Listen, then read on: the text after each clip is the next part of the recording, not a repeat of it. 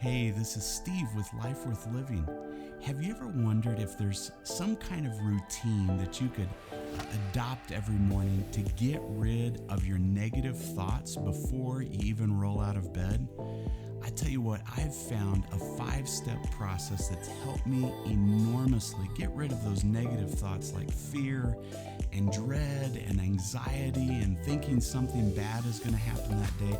Replace all of those thoughts with thoughts of confidence, of positivity, and of strength. The first step to this daily routine is to simply, even before you open your eyes, before you do anything, is to whisper a prayer of help. Is to simply ask, God, would you help me today? And I'll tell you what, I practice this even when I don't even feel like I need help. It's just a habit. I just get up and I say, before I do anything, God, would you help me? By the way, this routine that I'm talking to you about comes from a very short chapter in the Bible.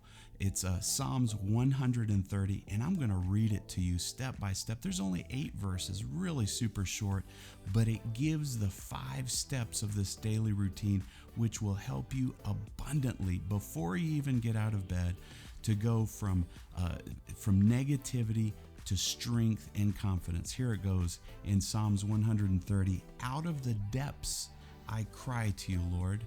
Lord, hear my voice.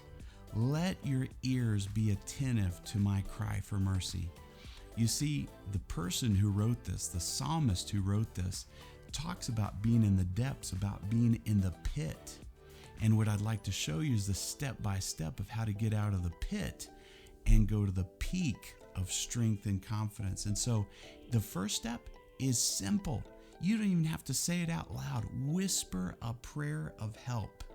Now, when you say that you need help, it means there's some kind of area in your life where you feel helpless.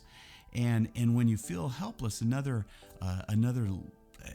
perspective on this is that you're at the end of your rope. And you know what I've learned to do when I'm at the end of my rope is simply to let go. Let go of the rope and fall into the merciful hands of God, and God will help you. In fact, there's not been a single time that I've asked God for help where He didn't help me. It's available. It's available to everyone. And so I encourage you to take this first step. In fact, it says in Acts 2, verse 21, it says, anyone who calls on the name of the Lord will be saved. In other words, they will be helped. Step number 2 is to live forgiven. You're in the pit. You've asked for help. You're starting to get help, and now you're climbing out. The next step is to live forgiven. And I see in Psalms 130, verses 3 and 4, the psalmist says this, if you, Lord, had kept record of sin, Lord, who could stand? But with you there is forgiveness. And I tell you what, the way that I get forgiveness from God so that I in turn can forgive myself is I empty myself. Now, I don't do this every day, but I think of myself as a glass that's full of different things, full of good things, full of bad things. And I say, God, I'm going to empty myself out. All the compliments I've gotten from people, I empty them out to you. Any good things that I've done, I empty them out to you. And at the bottom of my glass is a bunch of sludge. It's a bunch of junk in my life. It's flaws. It's bad choices that I made, bad thoughts that I've had, bad reactions. And you know what? When I turn myself upside down and I empty myself so I can live forgiven, God goes and just cleans all of that out, and I feel so clean. I start feeling confident as well because I know that I am living forgiven. And so I'm pulling out. In fact, if you're in the pit, your tendency is to blame yourself, to have regrets, to have thoughts of the past. But you see, when you live forgotten, forgiven, the past is cleansed. The past is forgotten. and you can start climbing out of that pit before you even open your eyes. It's just an amazing, amazing step. All those tendencies, those blind spots, those flaws. There's this other verse in the Bible in Psalms 32 verses 1 and 2 that reads like this: "Blessed is the one whose transgressions are forgiven. Blessed is the one whose sins are covered. The one whose sins the Lord doesn't count against him." Now notice it doesn't say, blessed is the one who's perfect, who's never done anything wrong. No, it says, blessed is the person who's done wrong and now is living forgiven. If you start living forgiven, you're going to start feeling forgiven, and that's when things get really good. Let me tell you, you may have only spent 2 minutes in bed this morning and gone through these 2 steps, and you're already coming out of your pit of negativity.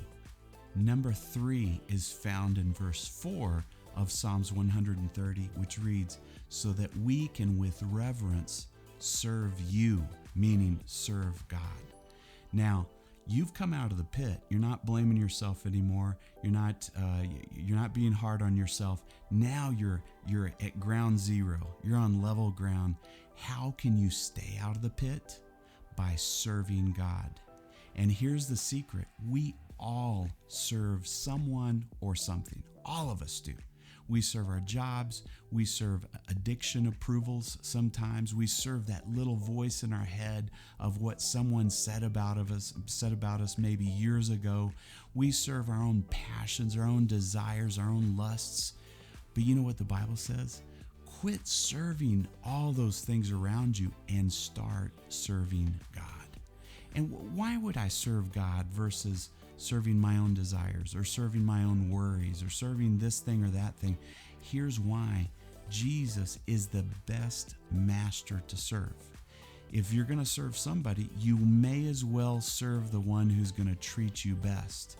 And I get all of this from Matthew 11 verses 28 and 29 that says, Jesus says, "Come to me, all you who are weary, overwhelmed, tired, despairing, stressed out. Come to me, all of you that are that way, and I will give you rest."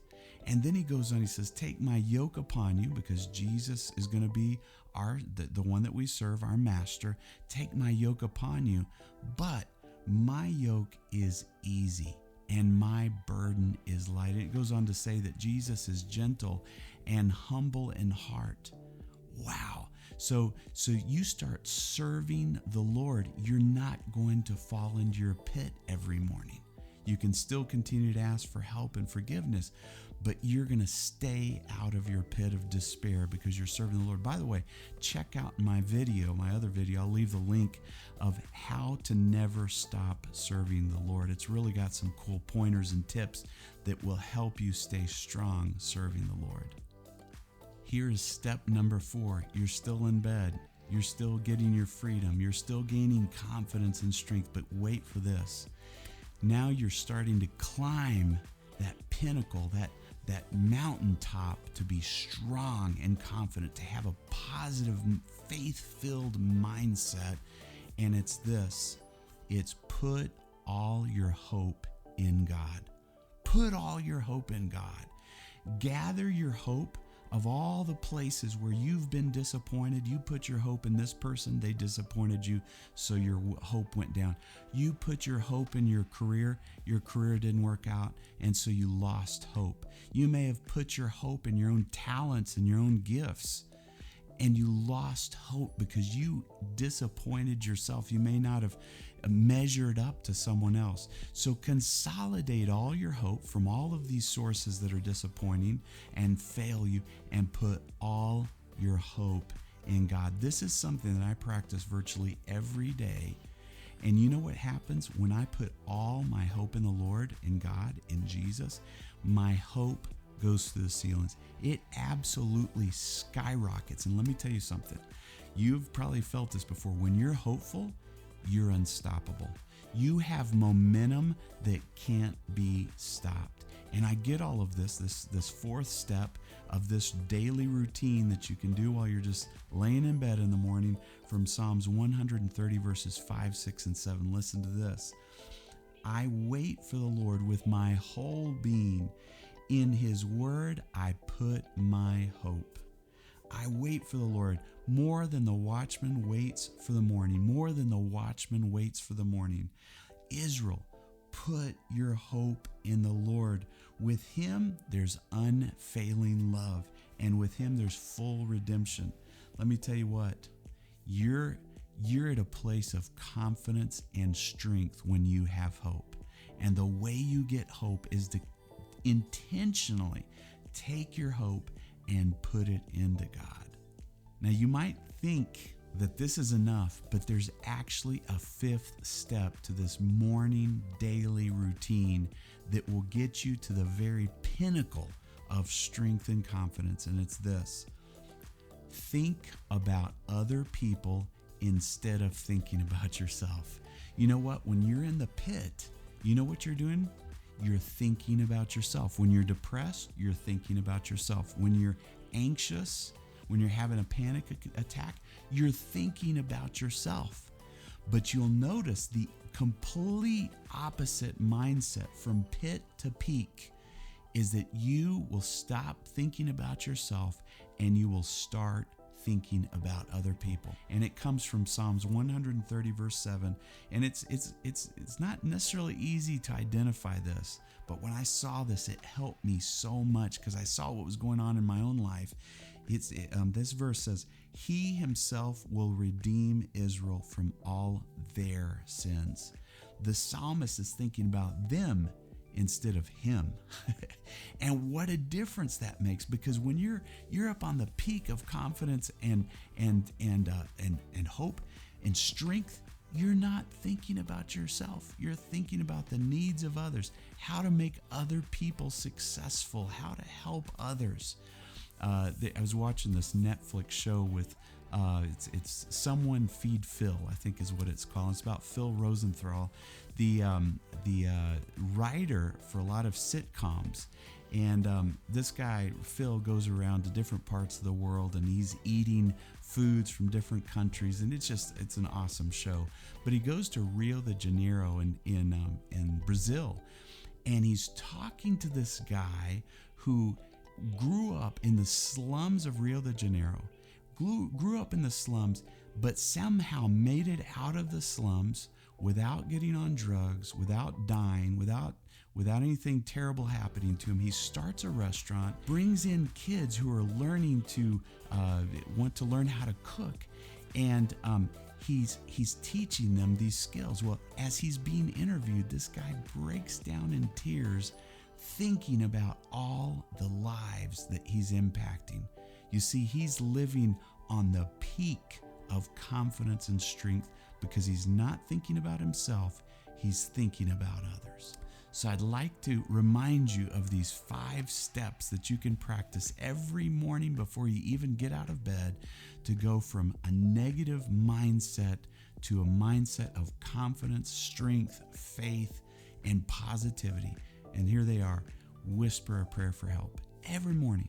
Whisper, before you even open your eyes, whisper a prayer to God for help. Then live forgiven. Empty yourself out and say, get all the junk out of myself, all the bad attitudes, all the bad tendencies. Then decide, you know what? I'm going to stop serving all of these things and people, and I'm going to start serving God. 4th, place all your hope in God. And lastly, start thinking about other people, how you can help them, how you can encourage them, and pray for them. And all of this will add up to an incredible daily habit of being confident and strong. Hey, if this video has helped you, make sure to give it a thumbs up and subscribe. Hit the little bell. I'm going to be coming out with other content that's helped me, that I hope to help you with as well. And God bless you.